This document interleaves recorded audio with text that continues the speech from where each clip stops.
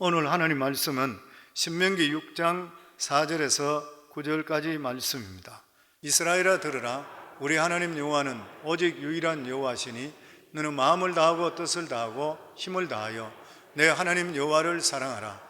오늘 내가 내게 명하는 이 말씀을 너는 마음에 새기고 내 자녀에게 부지런히 가르치며 집에 앉았을 때든지 길을 갈 때든지 누워있을 때든지 일어날 때든지 이 말씀을 강론할 것이며 너는 또 그것을 내 손목에 매어 기호를 삼으며 내 미간에 붙여 표로 삼고 또 내 집 문설주와 바깥문에 기록할지니라. 아멘.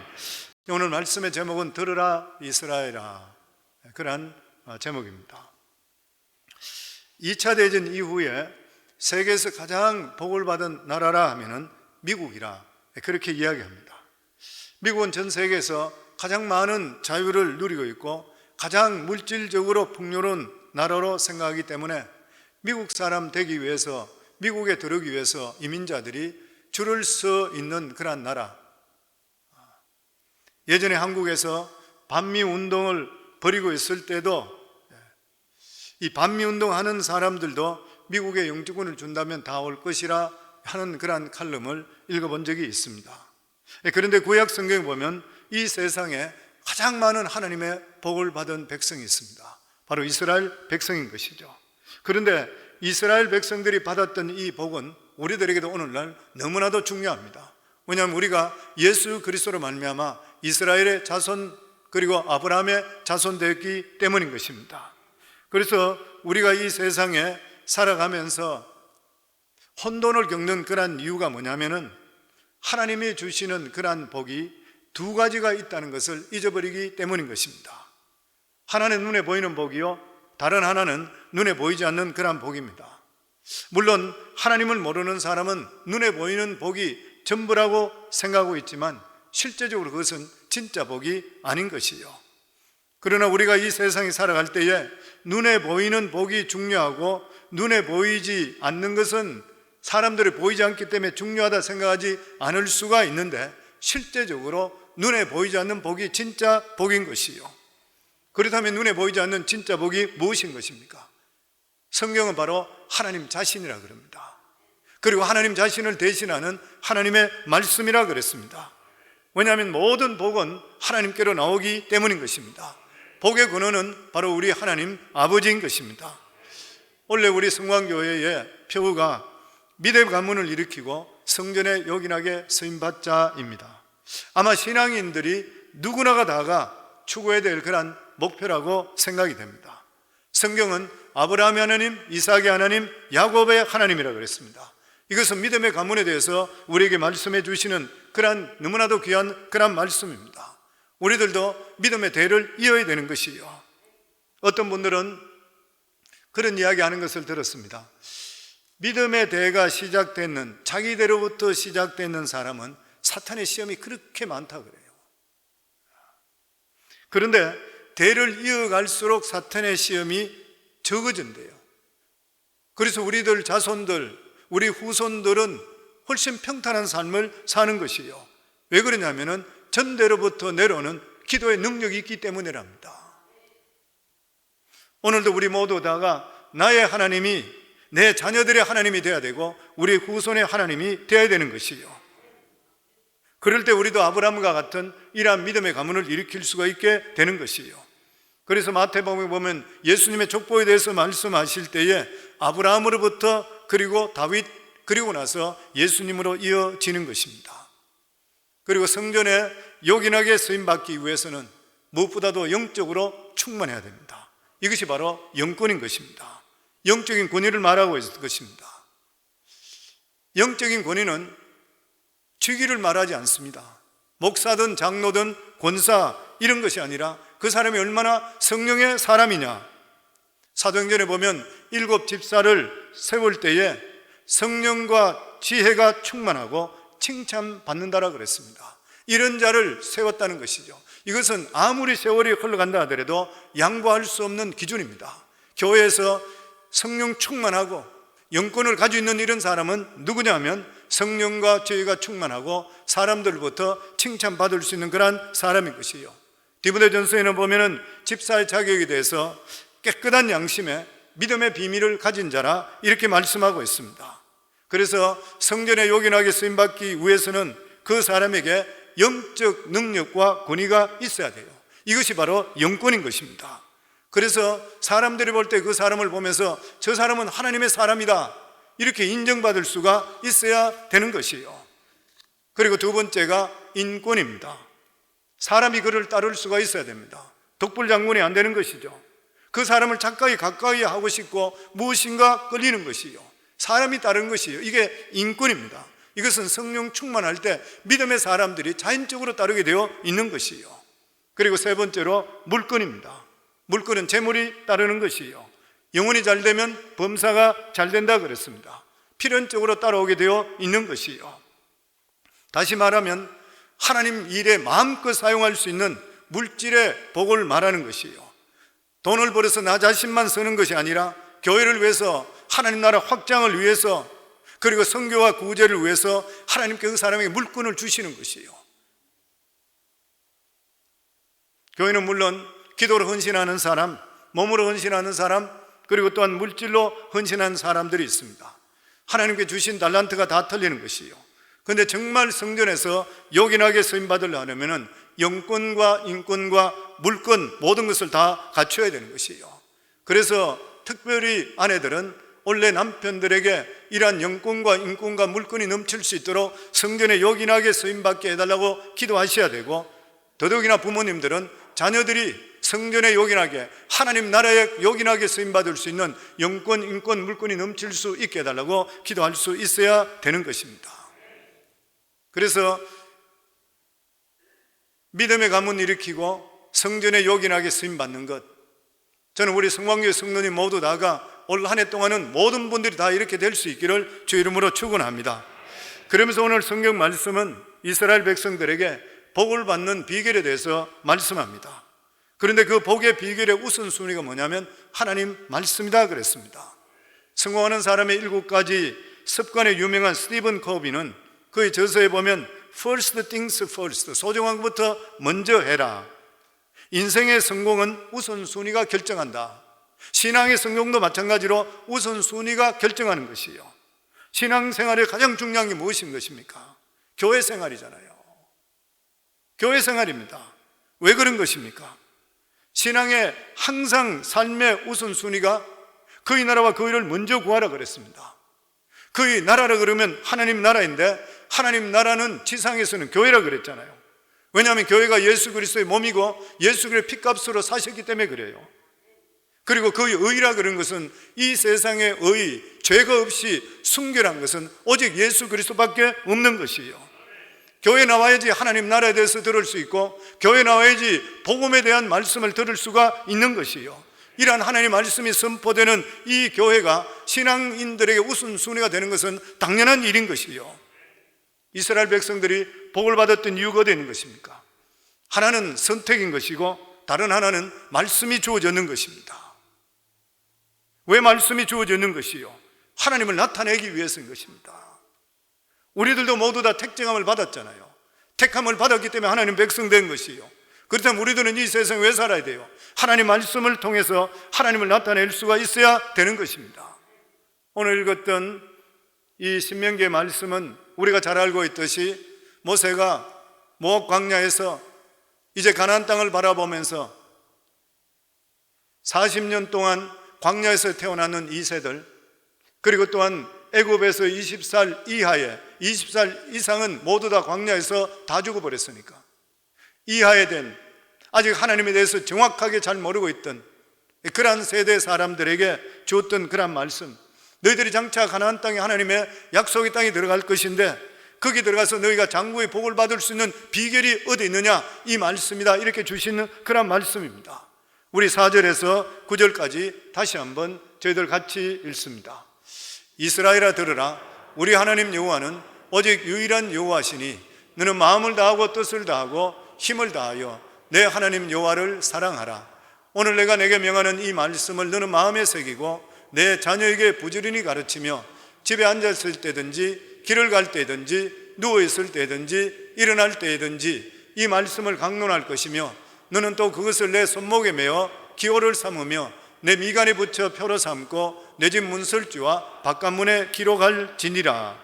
여기서 보면 이스라엘을 들으라, 우리 하나님 여호와는 오직 유일한 하나님이시니, 유일한 하나님이란 무슨 말이야? 하나이신 하나님, 하나이신 하나님. 이 세상을 창조하시고 우주 만물을 지배하시는 분은 바로 하나님 한 분밖에 없다고 하는 것이에요. 그래서 우리가 하나님을 믿는 것은 하나님께서 우리를 만들어 주셨고 이 세상 우주 만물을 운행하시고 진행하시고, 그렇기 때문에 우리가 하나님의 자녀되는 우리들은 당연히 하나님을 찾아야 되고, 그리고 하나님을 사랑하는 것은 너무나도 우리 삶 속에 당연한 그러한 일인 것입니다. 그런데 눈에 보이지 않는 하나님을 어떻게 아느냐? 바로 말씀을 사랑하는 자를 하나님께서 하나님을 사랑하는 자로 간주해 주시는 것이요, 예수님께 말씀하시기를 나를 사랑하는 자는 나의 계명을 지킨다 그랬습니다. 하나님은 눈에 보이지 않지만 하나님 말씀을 지키는 자를 하나님께 사랑하신다, 그렇게 인정해 주시는 것이요. 그래서 이스라엘 백성들은 이 말씀을 굉장히 중요하게 받아들였기 때문에 문자적으로 그대로 받아들였습니다. 그래서 율법의 말씀을 종이에 적어서 이마에 붙이고 집에 들어가는 입구에 붙이기도 하고 때로는 옷소매에 새기기도 했는 것입니다. 그런데 이 말씀을 두 가지 의미가 있습니다. 하나는 언제나 어디서나 하나님 말씀을 가까이 하고 훈련하라.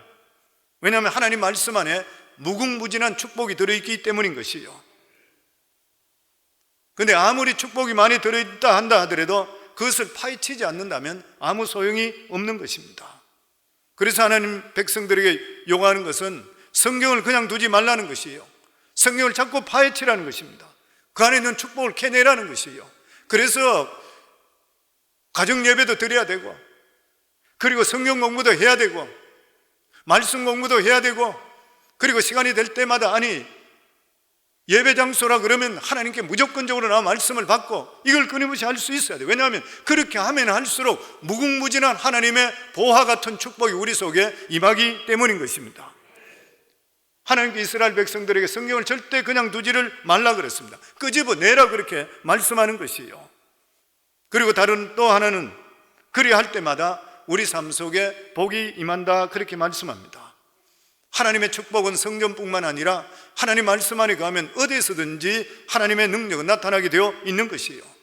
사업을 할 때든지 공부를 할 때든지 농사를 짓거나 무엇을 하거나 하나님의 축복이 나타나는데, 그럴 때는 30배, 60배, 100배의 결실로 나타나게 되어 있는 것이에요.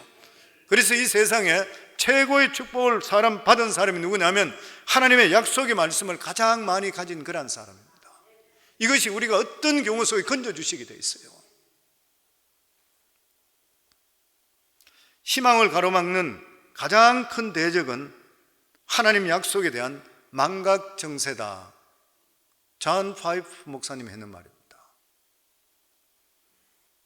아마 많이 들어보셨을 거예요. 존 파이프 목사님, 침례교 목사님, 세계적인 목사님이죠. 세계적인 저술가고 그리고 신학자고 미네소타에 있는 베들레헴 침례교회 담임 목회자로 있습니다. 그런데 그가 몇 년 전에 암을 선고받았어요. 근데 그가 그렇게 고백했습니다. 내가 두려워하는 것은 뭐냐면 암 자체가 아니라 그것 때문에 사람들이 믿음 안에 사는데도 불구하고 왜 이런 일이 일어났는가 하는 사람들의 낙심 때문이라 그렇게 했습니다. 그러나 그는 믿음의 이 모든 과정을 잘 감당했고 오히려 많은 사람들에게 소망의 실체를 보여주는 그러한 기회가 되었다, 그렇게 고백했습니다. 참 소망의 실체는 하나님이시고 그리고 하나님이 주시는 말씀이라는 것을 보여주는 것이요, 그렇기 때문에 실제적으로 우리 살아가는 삶 속에 희망을 빼앗아가는 원흉은 환경이 아니라, 경제적인 여건이 아니라 새로운 변이 오미크론의 등장이 아닌 것이요, 아무리 어려운 역경에 찾아온다 하더라도 약속의 말씀만 보여주면 일어날 수가 있는 것이요, 그래서 그것을 망각할 때가 정말인 것이요. 하나님 말씀을 망각하고 살면 절망입니다.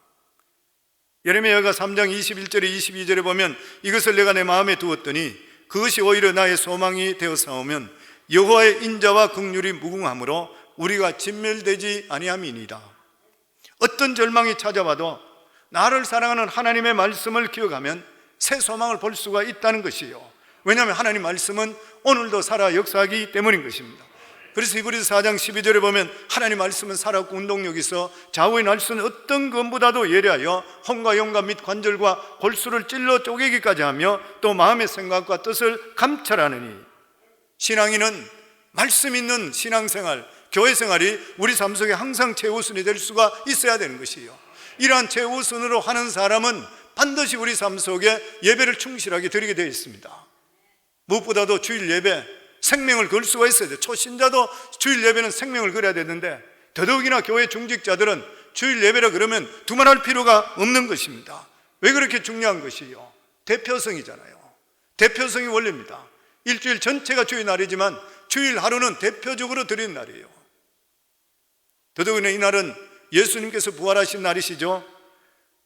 그리고 이날에 예수님께서 제자들을 찾아오신 날인 것이죠. 이날에 하늘문을 여시고 성령이 내리셨던 오순절 날인 것입니다. 교회가 탄생한 날이 바로 주일인 것이요.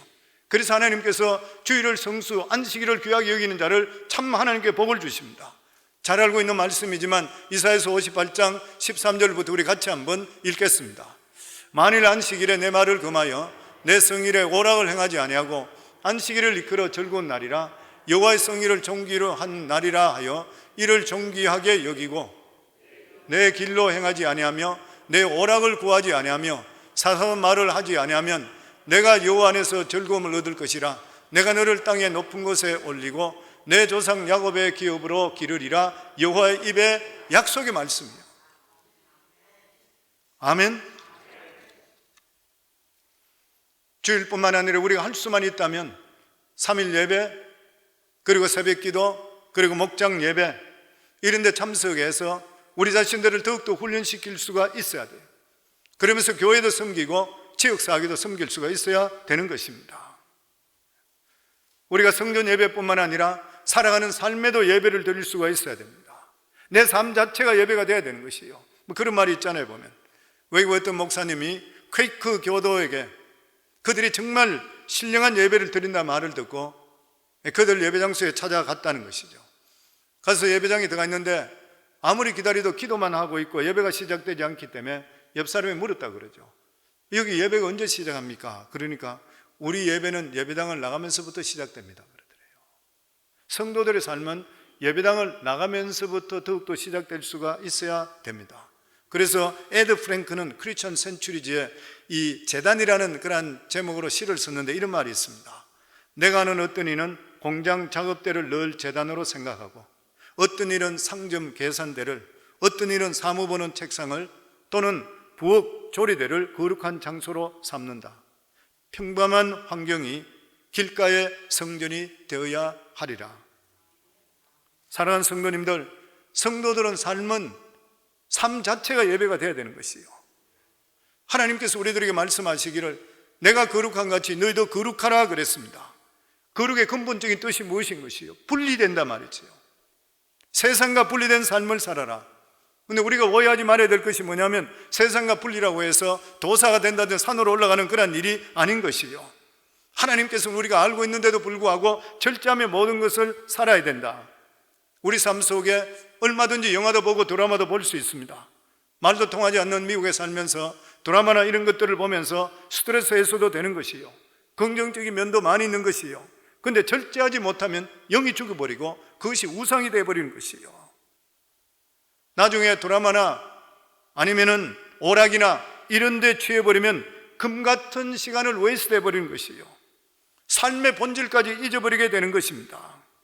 세상이 살아가면서 본질이 절대 흐려져서는 안 되는 것이요. 본질이 무엇인 것입니까? 그리스도인의 삶의 가치관과 삶의 목표인 것이요.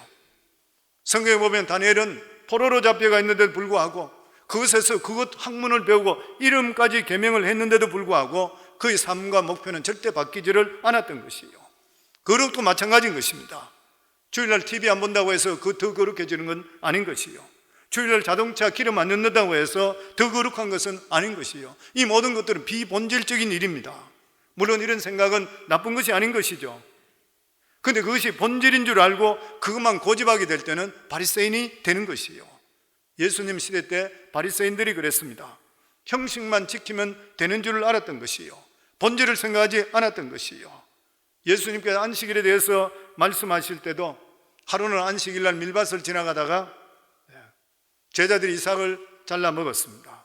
그럴 때 바리새인들이 이야기하기를 어찌하여 안식일에 하지 못한 일을 했느냐 그랬을 때 예수님께서 다윗도 도망가다가 시장할 때에 하나님 전에 들어가서 제사장 외에 먹지 못하던 진설병을 먹지 않았느냐? 너희들은 다윗이 믿음이 최고라고 이야기하지 않냐?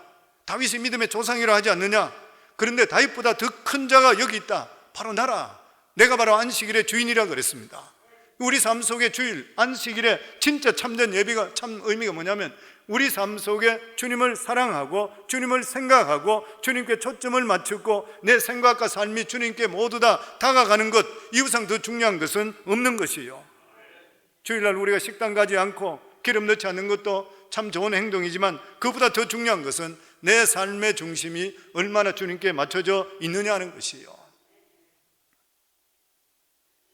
그리고 두 번째 우선순위가 가정과 가족입니다. 오늘날 우리가 너무 바쁘기 때문에 가정과 가족을 돌볼 시간이 없다고 하는데 무엇 때문에 바쁜 것이요? 왜 돈을 버는 것입니까? 왜 직장에 나가고 왜 사업을 하는 것이요? 가족과 가정을 보존하기 위해서인 것이요. 그런데 목적과 방편이 뒤바뀌어서는 안 되잖아요. 우리 삶의 뿌리는 가정인 것입니다. 가정 없이 원래 태어난 사람이 없는 것이요, 모두 다 가정에 태어나서 자란 것입니다. 가정은 우리 삶의 뿌리인 것이요. 가정이 불안하면 전체가 불안합니다. 저는 지금까지 목회하면서 가정이 불안한 사람은 교회에서도 문제를 일으켜요. 부부간에 싸우고 나면 목회자한테 시비 걸어요. 가정이 좋아야 돼요. 가정이 잘못되거나 직장에서 일이 될 수 있겠습니까? 부부간에 싸워가지고 인상 쓰면서 사업하면 손님한테 얼굴 들이대면 그 사업이 될 수 있어요? 망하지. 얼마나 중요한 일인지 모르는 것이에요. 잠언 17장 1절에도 보면 마른 떡 한 조각만을 있고 화목하는 것이 제육이 집에 가득하고도 다투는 것보다 나으니라. 가난하더라도 부부간에 화목하고 가정의 화목이 너무나 중요한 일인 것이에요. 부부간에 사랑해야 돼요. 에베소서 5장 33절에 보면 그러나 너희도 각각 자기 아내 사랑하기를 자신같이 하고 아내도 자기 남편을 존경하라 그랬습니다. 자기 아내 사랑하기를 자기같이 하고 아내도 자기 남편을 존경하라. 집안에서 화목만큼 더 중요한 일은 없는 것이요. 그리고 이렇게 화목하기 위해서는 우리 삶 속에 중요한 일이 뭐냐면은 서로 간에 단점을 보시지 말고 장점을 칭찬하셔야 돼요. 장점을 칭찬해야 됩니다. 아내가 남편의 단점을 자식들에게 이야기하면 자식과 아버지 관계가 끊어져 버립니다. 그런 자식이 세상에 살아갈 때 잘 될 수 있을까요? 사회적으로는 잘 될지 모르지만 상처를 크게 입은 아이예요. 그래서 아내들은 남편을 자식들에게 절대로 나쁜 점 이야기하시면 안 돼요. 아버지는 두말할 필요가 없는 것이죠. 그런 말이 있습니다. 한 방울의 꿀이 하늘의 설계보다 더 많은 파리를 잡는다. 수많은 교훈과 공개와 꾸짖음, 잔소리, 이런 것으로 인해 사람이 절대 바뀌지를 않는다는 것이에요. 한마디 칭찬이 남편의 마음을 녹이게 되어 있고 아내를 즐거운 마음으로 바뀌게 되어 있고 화해의 역사가 임하게 되어 있다고 하는 것이에요. 그래서 그런 말이 있습니다. 부부관계는 입과 귀가 굉장히 중요하다. 귀로 무엇을 듣느냐, 입으로 무엇을 말하느냐 굉장히 중요해요. 제가 오늘 드린 이 말씀 절대로 가볍게 여기지를 마셔야 돼요. 평생에 살아갈 때 부부관계 입과 귀를 잘 활용해야 돼요. 칭찬으로서 귀에 들리도록 만들어주고 그리고 입으로서 칭찬할 수 있도록 해주고 아무리 세상에 위대하고 괜찮은 사람이라 하더라도 칭찬과 경외하는 말을 듣기를 좋아하는 것이요. 죽을 때 우회하는 25가지 말기 환자 고통을 덜어주는 호스피스 전문의 오트 스위치 책에 첫 번째 후회가 뭐냐면 사랑하는 사람에게 고맙다 말을 많이 했더라면. 부부간에 얼마나 고마워요. 몇십 년 동안 같이 살아가는 것만 해도 얼마나 감사해요. 그런데 고맙다 말을 잘 안 한대요. 마지막 죽을 때가 되면은 내가 왜 그 고마운 이것을 잊고 살았던가, 아니면 표현하지 않았던가 그런다 그래요. 성도님들 부부간에 고맙다 말을 더 많이 할 수 있는 한 해가 될 수 있기를 바랍니다. 그리고 가정의 화평을 누리기 위해서 자녀들과 대화하는 건 너무 중요한 일이죠. 쉽지 않습니다. 이 세상에 가장 가까운 골육친지가 누구예요? 자식이잖아요. 자식하고 불화하게 되면은 부모가 불행해지는 것이에요. 이 세상에 가장 가까운 것은 자식입니다. 부부는 등 돌리면 남이 돼요.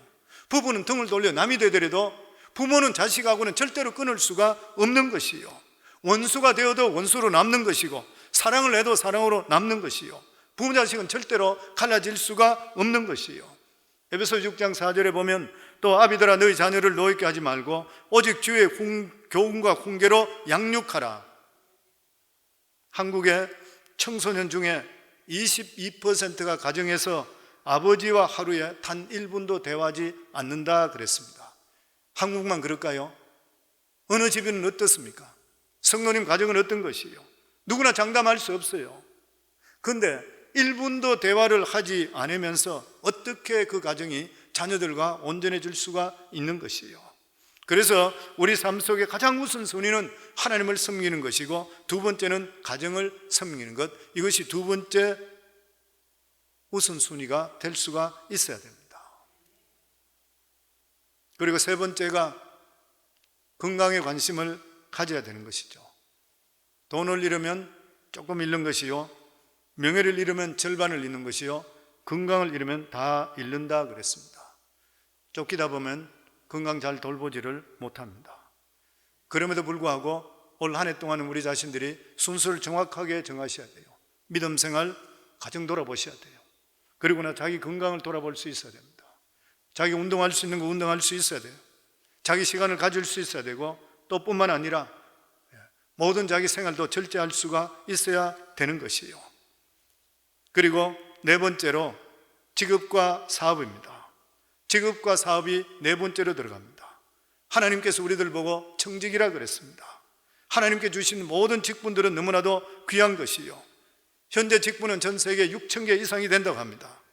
직업의 귀천을 가지 말고 최선을 다해 하나님께 감사하는 삶을 살아갈 수 있어야 됩니다. 성경은 우리에게 그렇게 말씀합니다. 그리고 마지막으로 취미와 여가라 그럽니다. 도끼날 가는 거 아시죠? 쉽지 않는 이야기죠. 사업에 몰두하시고 직장에 몰두하시면 이런 게 쉽지 않는 이야기인데도 불구하고, 미국 분들 보면 사업을 하는데 어떤 가게 같은 데서 휴가 갑니다, 그리고 일주일 동안 휴가 갑니다, 문을 걸어놓고 나면, 그러고 나서 일주일 문 닫고 그 다음 주에 되면 주인 손님들이 와서 너 정말 잘했다 이렇게 이야기해요.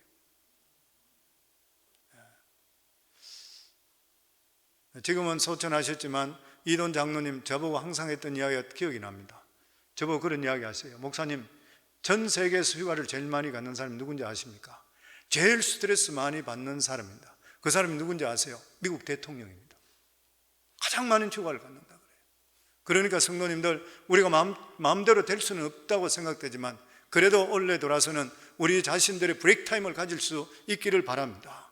그리고 개인 취미 생활, 이런 것들은 삶의 기름칠을 해 주는 것이에요. 우리가 무조건 예배 중심적으로, 믿음 중심적으로 살았는데 365일 동안 예배당에 살아서 말씀하는 건 절대 아닌 것이에요. 내 삶의 내 중심은 하나님께 둬야 돼요. 그리고 그 다음에 나 살아가는 삶은 가정입니다. 가정이 건강하셔야지 믿음의 가문을 일으켜요. 가정이 건강하지 않는데 어떻게 믿음의 가문을 일으킬 수 있습니까? 내가 교회에서 열심히 했는 만큼 가정의 자녀들에게도 아버지로서 어머니로서 본이 될 수 있으셔야 돼요. 그러면 자연적으로 믿음의 가문을 일으키게 되어 있는 것이에요. 보면 건강을 돌보셔야 되고, 그리고 또한 직장도 하나님께 주신 것이라 기쁘게 충성하셔야 되고, 그리고 브레이크 타임을 가질 수 있어야 되고, 취미도 가질 수가 있어야 돼요. 우리 전도서 2장 23절에 24절을 같이 한번 우리 읽겠습니다. 일평생에 근심하여 수고하는 것이 슬픔뿐이라 그의 마음이 밤에도 쉬지 못하나니 이것도 헛되도다. 사람이 먹고 마시고 수고하는 것보다 그의 마음을 더 기쁘게 하는 것은 없나니 내가 이것도 본즉 하나님 손에서 나는 것이니라. 낙도 누리라는 것이요, 이 세상에 사는 것은 염려와 근심 속에 살아가게 됐습니다. 이래도 한평생 저래도 한평생이에요. 내가 죽으라고 일한다고 하더라도 더 많은 결과가 있을 것 같지만 돌아보면 아닌 것이요, 하나님께서 복을 주셔야 되는 것이요. 내 자신의 삶도 돌아보고 가정도 돌아보고 그러고 나서 내 건강도 돌아보고 내 취미도 그게 몰두해서는 안 되겠지만 브레이크타임을 가져서 더욱이 정말 가는 그러한 시간을 가지게 될 때 우리 삶이 훨씬 더 윤택해질 수가 있는 것이에요. 오늘 주님께서 우리에게 말씀합니다. 들으라 이스라엘아, 하나님의 백성들아 들으라. 너희들의 삶의 우선순위는 반드시 말씀 중심으로 사는 예배 중심, 신앙 중심적으로 살아야 된다. 이게 첫째다. 절대로 용납할 수 없다. 가정보다도 신앙이 먼저인 것이에요. 그리고 두 번째가 가정생활입니다. 믿음생활 잘하는 사람은 가정생활 잘하셔야 돼요. 그래야 자녀들이 바로 써요. 그렇지 않으면 자녀들이 옆길로 가버리는 것이에요. 이중적인 삶을 보기 때문에. 그리고 우리 자신들의 삶에 자기 건강을 자기가 돌볼 수 있으셔야 돼요. 정말 신경을 쓰셔야 돼요. 저도 세월이 가면 갈수록 더 느끼는 것이 그것입니다. 그리고 직장생활 할 수 있는 때 기쁘게 충성스럽게 하고, 또 뿐만 아니라 내가 할 수 있을 때마다 브레이크타임 가질 수 있고, 이런 것들을 올해 돌아서 더욱더 우리 자신의 우선순위를 잘 정해서 하나님의 주시는 이러한 복을 우리 가정에도 누리고 신앙생활에도 누리고 직장에도 누리고 내 삶 속에도 누리고 사는 복 있는 한 해가 될 수 있기를 주 이름으로 축원합니다.